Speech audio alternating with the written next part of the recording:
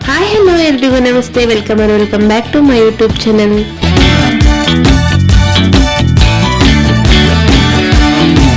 Main ಆಗಿ ಬಾಣಂತಿಯರು ತಿಳ್ಕೊಳ್ಬೇಕಾದಂತ ವಿಷಯನೇ ಇದು. ಹೆರಿಗೆಯ ನಂತರ ಗರ್ಭಾಶಯದಲ್ಲಿ ಉಳಿದಿರುವಂತಹ ಕಲುಷಿತ ರಕ್ತ ಮತ್ತು ದ್ರವ ಸಂಪೂರ್ಣವಾಗಿ ಹೊರ ಹೋಗಲು ಈ ಒಂದು ಕರಿಬಾಳ ತುಂಬಾನೇ ಹೆಲ್ಪ್ ಮಾಡುತ್ತೆ ಅಂತಾನೆ ಹೇಳ್ಬಹುದು.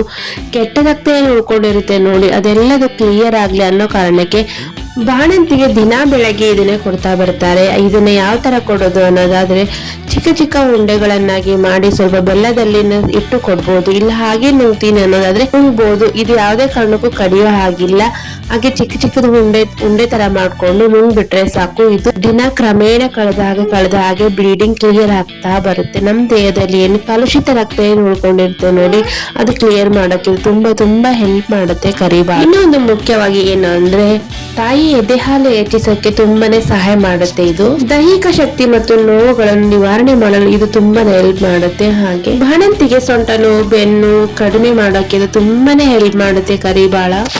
ಇದು ಒಂದು ನೈಸರ್ಗಿಕವಾಗಿ ಉಷ್ಣತೆ ಮತ್ತು ಶಕ್ತಿಯನ್ನು ಹೆಚ್ಚಿಸುತ್ತದೆ.